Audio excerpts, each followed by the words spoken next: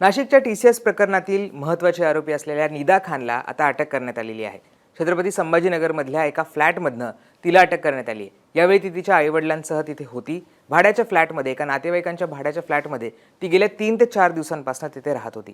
नाशिक पोलिसांनी तांत्रिक ज्या गोष्टी आहेत त्याच्या आधारे तिचा शोध घेतला होता। त्यांना कळालं होतं की ती या फ्लॅटमध्ये राहती आहे। त्यांनी छत्रपती संभाजीनगर पोलिसांची मदत घेतली। छत्रपती संभाजीनगरचे आयुक्त आणि त्यांची गुन्हे शाखा यांच्या मदतीनं नाशिक पोलिसांनी निदा खानला आता अटक केलेली आहे। ती ज्या ठिकाणी राहत होती त्या ठिकाणावरून तिला ताब्यात घेतलं आणि त्यानंतर रात्री जे तिथले न्यायाधीश आहेत त्यांच्या घरी तिला घेऊन जाण्यात आलं आणि त्यानंतर तिची ट्रान्झिट रिमांड ही घेण्यात आलेली आहे। नाशिक पोलिसांनी आता तिला नाशिकमध्ये आणलेलं आहे आणि पुढचा तपास हा नाशिकमध्ये सुरू आहे।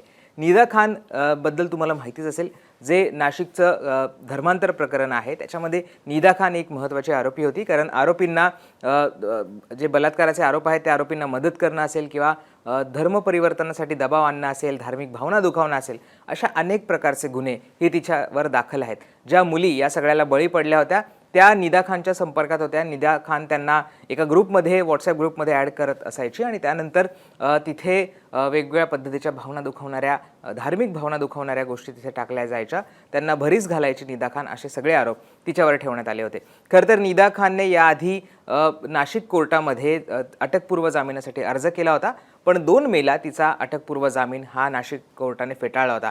त्यानंतर निदा खान ही फरार होती। खरं तर 25 मार्चपासूनच ती फरार आहे। ती कुठे होती तिचा पत्ता लागू शकला नव्हता जेव्हा तिने कोर्टामध्ये अटकपूर्व जामिनासाठी अर्ज केला होता आणि त्यानंतर तिला 2 तारखेला जी सुनावणी झाली तो अर्ज फेटाळण्यात आला। तो फेटाळल्यानंतर निदा खान ही नाशिकमधनं पुन्हा एकदा फरार झाली होती आणि ती कुठे होती याचा शोध पोलिसांना लागत नव्हता। अखेर छत्रपती संभाजीनगरमध्ये ती आढळून आली आणि आता तिथनं तिला अटक केलेली आहे आणि नाशिक पोलीस या सगळ्यामध्ये तिला आता तिच्याकडे पुढचा तपास करतात। तिच्याकडनं अनेक खुलासे समोर येऊ शकणार आहेत, पण कालची जी कारवाई होती ती अत्यंत गुप्त पद्धतीने करण्यात आली होती। या सगळ्या कारवाईमधले डिटेल्स आपल्याला समजावून घ्यायचे आहेत, कशा पद्धतीने ही कारवाई केली हे सुद्धा आपल्याला समजावून घ्यायचं आहे। जसं मी म्हटलं की काल रात्री साधारण 8च्या सुमारास जे नारेगाव आहे छत्रपती संभाजीनगरमधल्या तिथल्या कौसर पार्क इथल्या जे नातेवाईकांचा फ्लॅट आहे ती तिथे होती। पोलिसांना त्याची बद्दलची टीप मिळाली होती। पोलीस तिथे सिव्हिल ड्रेसमध्ये गेले होते। स्थानिक जे पोलीस आहेत त्यांना सुद्धा सतर्क राहण्यासाठी सांगितलं होतं। दंगल नियंत्रण पथक सुद्धा तैनात केलं होतं। सिव्हिल ड्रेसमध्ये पोलीस त्या फ्लॅटमध्ये गेले।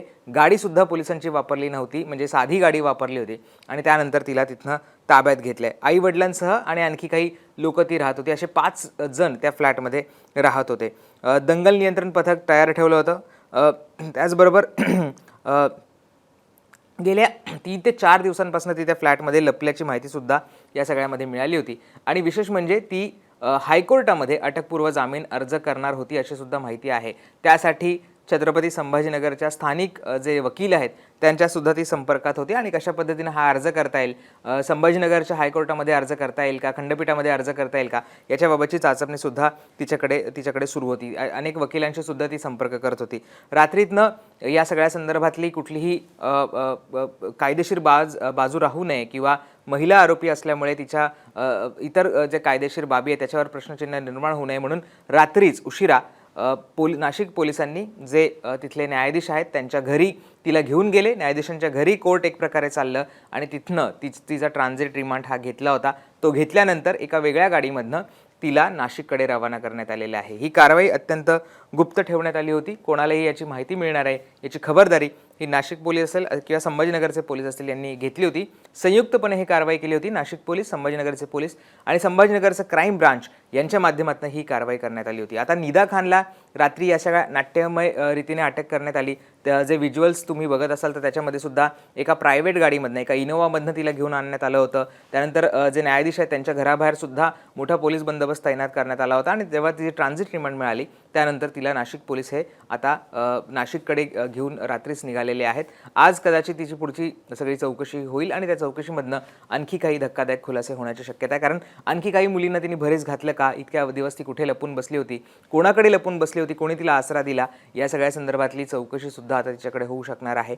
आणखी कोण या सगळ्या जाळ्यामध्ये आहे का, ते आंतरराष्ट्रीय पातळीवरचं कुठलं हे नेटवर्क आहे का, या सगळ्या अनुषंगाने सुद्धा नाशिक पोलीस तिच्याकडे चौकशी करणार आहे। पण रात्री अत्यंत गुप्तपणे ही सगळी कारवाई करण्यात आली आणि या नाशिकच्या ज्या धर्मांतर प्रकरण आहे त्याच्यामधली मुख्य आरोपी, एक महत्त्वाचे आरोपी म्हणून निदा खानकडे पाहिलं जात आहे. कारण ज्या सगळ्या मुली त्या कॉल सेंटरमध्ये किंवा TCS मध्ये कामाला यायच्या त्या निदा खानच्या संपर्कात यायच्या. निदा खानने ग्रुप तयार केला होता, त्याच्या माध्यमातून ती त्या मुलींना आधी सुरुवातीला म्हणायची की हा ऑफिसच्या बाहेरचा ग्रुप आहे ज्याच्यावर आपण कॅज्युअल टॉक्स करतो, नॉनव्हेज जोक करतो, तर तुम्हाला चालेल का, असं म्हणून ती त्या मुलींना त्याच्यामध्ये ॲड करायची. आणि त्यानंतर जे सगळे आरोपी आहेत ते आरोपी त्या मुलींना भरीस पाडायचे, त्यांना मग जे धार्मिक भावना आहेत त्या दुखवणारे मेसेजेस पाठवले जायचे, त्या मुलींना बाहेर घेऊन फिरायला घेऊन जायला जायचं आणि तिथे त्यांच्यावर अत्याचार केले जात होते. या सगळ्या गोष्टी या सगळ्यामधनं समोर आलेल्या आहेत. त्यामुळे निदा खानच्या अटकेनंतर आता एक महत्त्वाची कडी या सगळ्या प्रकरणातली जुळलेली आहे आणि याच्यामधनं आता तिच्या चौकशीमधनं आणखी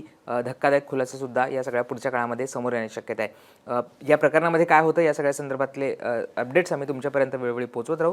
त्यामुळे मुंबई तकला तुम्ही सबस्क्राईब केलं ते करायला विसरू नका. बेल आयकॉनवर क्लिक केलं तुम्हाला या सगळ्या संदर्भातले अपडेट्ससुद्धा मिळतील.